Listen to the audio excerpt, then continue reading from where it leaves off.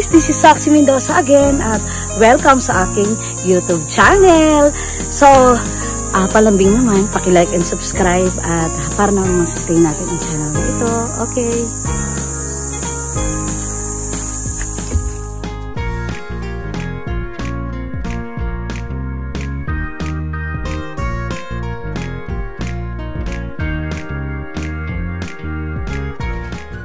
Hello guys, day off na naman ang inyong tindera. So tayo pupunta sa bayan, dala-dala natin ng ipon ng aking apo. Yan, nilagay ko dito yung kanyang ipon at meron na siyang 1,900 at ating sasamahan siya na i-deposito sa Metrobank sa kanyang passbook. Pero bago tayo pumunta doon sa bangko ay dinala na muna natin siya sa Safeway sa taas ng City Mart dahil may mga nakuha siyang mga award sa school dahil recognition day.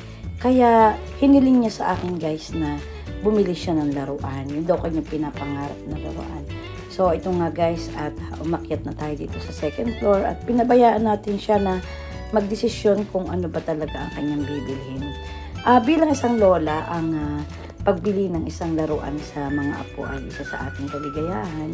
Kaya nga tayo nagtatrabaho at naghahanap buhay para may maibigay tayo sa ating mga apo. Hindi na mga anak dahil ang mga anak ko ay may kanya-kanya ng source of income at hindi na tayo hinihingan ng mga anak natin.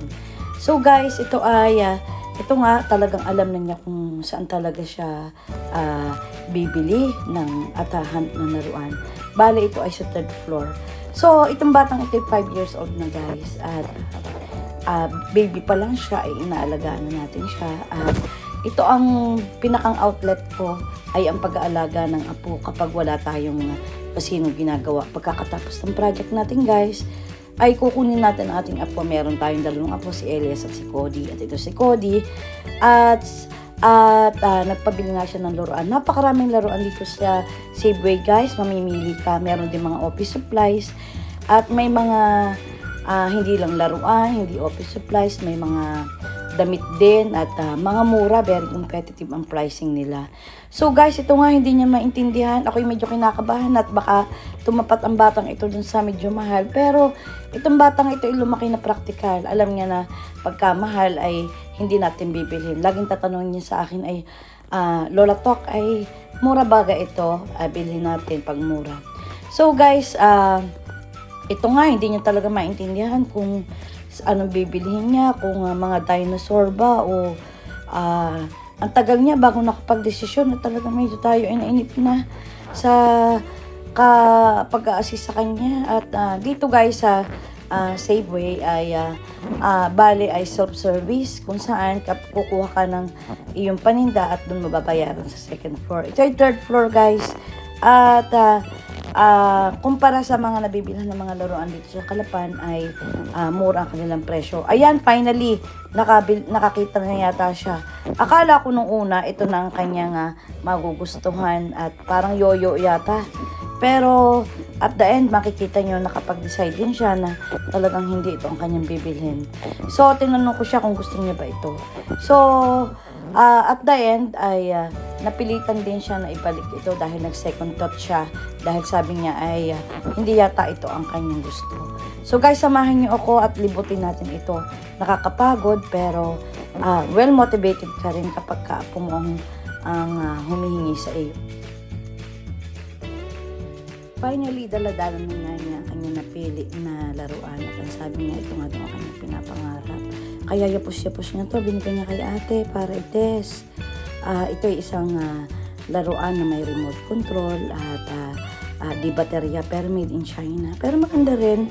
So, ito ay it cost 589 pesos para sa kaligayahan ng isang munting bata.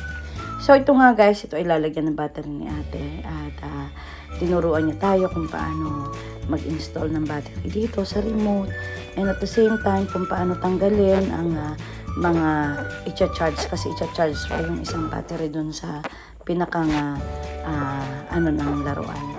So guys, ito ay hindi matatawaran ang kaligayahan na naibigay natin sa halagang 589 sa batang ito. At natutuwa naman ako sa good customer service dito sa Safeway shopping mall at talagang inassist tayo ni ate hanggang sa mabayaran natin sa second floor. So guys, kung kayo ibig po pupunta dito sa Calapan, ay dito na kayo bumili sa Safeway at napakaganda ng presyo dito. At very competitive ang price nila. Kaya nga itong batang ito parang isang kikiyo talaga naman kang pagkakalikot. Pero ito ay napakabihib na bata at very responsible at ang kanyang mga award ay mapagbigay at talagang mapagbigay naman talaga siya. So, at marami siya mga skills na makikita ko na masasabi ko na talagang galing ito sa genes ng kanyang ama at saka lalo dito nakikita ko rin ang genes na kanyang mga tiyahin, mga tita niya at saka ganun din ang kanyang lolo. Nakakatuwa rin talaga na magkameron ng isang apo bilang isang lola. Ito ay isang inspiration mo para ikaw ay magpilit na magtrabaho. At my age, hindi pa naman ako senior citizen, 8 years mula ngayon ay mahaba pang panahon para tayo ay makapag-impact pa at sa ngayon ay hindi natin alam kung gaano pang mga po ang mga dadating, pero ito we welcome natin. Anyhow, ito ay pumunta na tayo dito at lunch hour na dito sa Jollibee. Kang pagkakapuno din yan naman sa Jollibee at talaga namang dahil recognition day, ang dami-dami, halos hindi tayo makakuha ng upuan. Luckily, merong tayong kakilala na nag-spare sa atin ng isang table. So, bubamba na tayo para mag-order guys. At isang order lamang ng Chicken Joy with beef patties at saka isang juice ang ating in-order. Dahil konti lang naman ang kinakain ng batang ito at talagang ganoon din ako.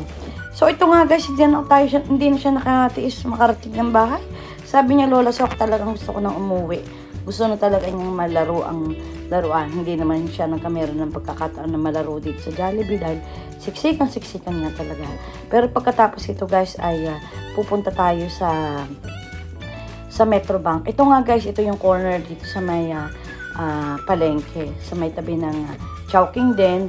At ito yung Jollibee 1 na kung saan unang-una nagkameron Jollibee dito. So, nandito na nga tayo guys sa Metrobank at iniwan muna natin siya dahil tumawid tayo sa video para kumuha tayo ng sarili natin pera. At pinapasok na nga tayo ni Kuya dito para tayo ay makapag-deposit na. So guys, maraming salamat sa panonood.